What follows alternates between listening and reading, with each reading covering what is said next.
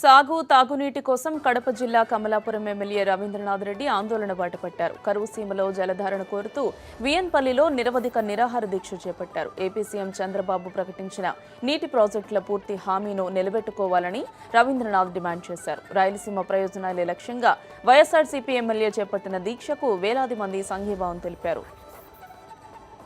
పాటు రాయలసీమ ప్రాంతంలో సాగునీటి ప్రాజెక్టులు అదేవిధంగా తాగునీటి సమస్యలపైన కమలాపురం ఎమ్మెల్యే రవీంద్రనాథ్ రెడ్డి ఇప్పుడే నిరవధిక నిరాహార దీక్ష కూర్చున్నారు. ఆయనతో మాట్లాడదాం. ఆయన ఏం డిమాండ్ చేస్తూ ప్రభుత్వాన్ని ఈ దీక్ష కూర్చున్నారని చెప్పండి. మీరు ఎటువంటి డిమాండ్ చేస్తున్నారు? కడప అదేవిధంగా రాయలసీమ ప్రాంతానికి సంబంధించినటువంటి సాగునీటి తాగునీటి సమస్యలు ఎలా ఉన్నాయి? సాగునీటి కథ దేవుడెరుగు కానీ తాగునీరుకే చాలా ఇబ్బంది అయిన కార్యక్రమం రాయలసీమ అంతా కూడా ఉంది. మరీ ముఖ్యంగా ఈరపాంపల్లి మండలంలో అయితే 1300 అడుగులు బోరు వేస్తే కానీ తాగునీరు ఉండే పరిస్థితి లేదన్నమాట. దీన్ని అధిగమించాలి అంటే ఖచ్చితంగా సర్వరాయ సాగర్లో నీళ్లు నిల్వ ఉంచాల్సిన అవసరం ఉంది. ఒకవేళ సాగునీరు అనేది 1 సంవత్సరం 2 సంవత్సరాలు లేట్ అయినా పర్వాలేదు, కానీ తాగునీరుకి అయితే ఇబ్బంది లేకోకుండా జరుగుతుందన్న ఉద్దేశంతో మేము కూర్చోవడం జరిగింది. సో తప్పకుండా, ఎందుకంటే రేపు మార్చి 7వ తారీఖు బడ్జెట్ సమావేశాలు ఉన్నాయి.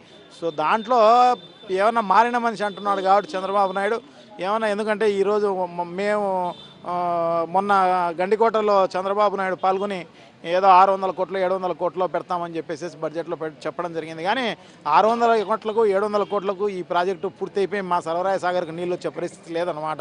ఎందుకంటే మేము క్షేత్రస్థాయిలో చూడడం జరిగింది. దాదాపు 1700-1800 కోట్ల రూపాయలు పెట్టి వార్ ఫుడ్ బేస్లో అంటే 24/7 ఈ కాంట్రాక్టర్లతో పనిచేపించి అధికారులందరూ కూడా ఒత్తిడి చేసి పనిచేపించగలిగితే ఇది సంవత్సరంన్నర పైన పట్టే కార్యక్రమం జరుగుతుందన్నమాట.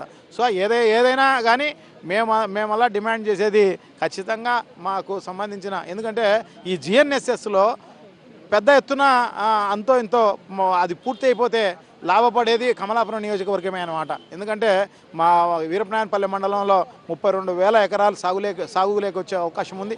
అదే పెళ్లిమరి మండలంలోకి వచ్చేపాటికి 19,000 ఎకరాలు ఉంది. అట్లాగే చింతకొమ్మదిన మండలంలో అయితే దాదాపు 36,000 ఎకరాలు సాగులేకి వచ్చే కార్యక్రమం జరుగుతుందన్నమాట.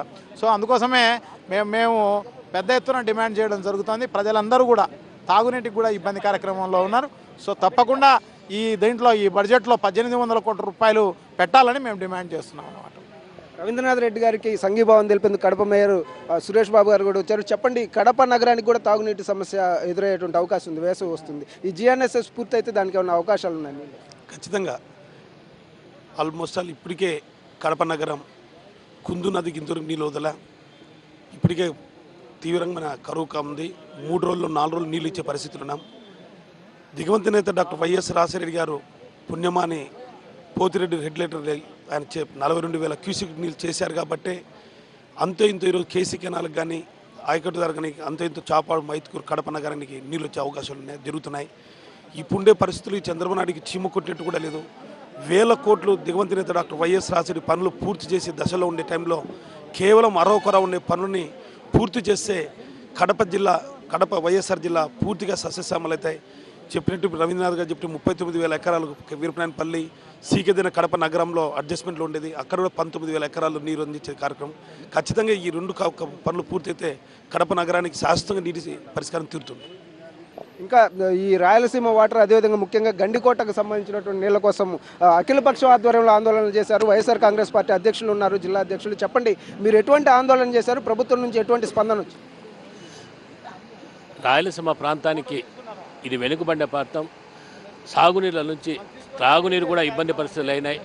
ఈ కరువు కాటకాలతో రాయలసీమ ప్రజలంతా ఇబ్బందులతో ఉన్నారు అనే ఆలోచనతో దివంగత నేత రాజశేఖర రెడ్డి గారు ఈ ప్రాంతానికి సాగునీరు అందించాలని గాలేరు నగిరి ప్రాజెక్టు కాలువలకు దాదాపు 4,000 కోట్ల రూపాయలు కేటాయించడం జరిగింది. రాజశేఖర రెడ్డి గారు మరణించిన తర్వాత ఎలాంటి ఒక అడుగు కూడా ముందురేసి పాపన పోలేదు. కేవలం ఆయనకు కొత్త రాజధానిలో భూసేకరణలో ఉండే అంత ఇంట్రెస్ట్ మరి రాయలసీమ వాసిపోయింది. రాయలసీమ ప్రాజెక్టుల మీద నీకు లేకుండా పోవడం అంటే ఎంత దురదృష్టం. రాజకీయ ఈ యొక్క రాయలసీమ ప్రజలు మరి నిన్ను ఎన్నుకున్నారు. మరి అదే రకంగా ఈ రకంగా చేస్తే మాత్రం ప్రజలు క్షమించరు. అదే రకంగా ఒకటి చెప్తున్నా, ఈరోజు పట్టిసీమ ఉంది. ఏమండి అంత 1,500 కోట్లు అర్జెంటుగా ఏకాఏకన చేసేసి దాదాపు 25% ఎస్టిమేటెడ్ కంటే ఎక్కువకి ఇచ్చి మరి వెనకబడ యుద్ధ ప్రాతిపదికన అది మొదలు పెట్టాలా, సంవత్సరం పూర్తి చేయాలని చెప్తున్నారు. మరి అదే ఉత్సాహము, అదే ఇంట్రెస్ట్ మరి గాలేరు నగరి మీద ఎందుకు మీరు తీసుకోవటం లేదు? ఎందుకు దాని మీద ఎటువంటి చర్యలు తీసుకోవడం లేదు? ఇది పరిస్థితి. మొత్తం మీద అయితే రాయలసీమ వాసైండు కూడా రాయలసీమ ప్రాజెక్టులపై శ్రద్ధ చూపకపోవడం ఇక్కడ రైతులకు అన్యాయం చేస్తున్నారని చెప్పేసి ఇక్కడ ఉన్నటువంటి నేతలు చెప్తున్నారు. ఈ ఆందోళన ఇంతటితో ఆగదని బడ్జెట్లో రాయలసీమకు అదేవిధంగా గండికోట ఇతర సర్వరాయసాగర్ ఇతర ప్రాజెక్టులకు నిధులు తప్పనిసరిగా కేటాయించాలి, లేకపోతే ఉద్యమం చేస్తామని చెప్పేసి వైఎస్ఆర్ కాంగ్రెస్ పార్టీ నేతలు చెప్తున్నారు. కెమెరామెన్ శ్రీనివాస్తో శ్రీనివాస్, సాక్షి న్యూస్, కడప.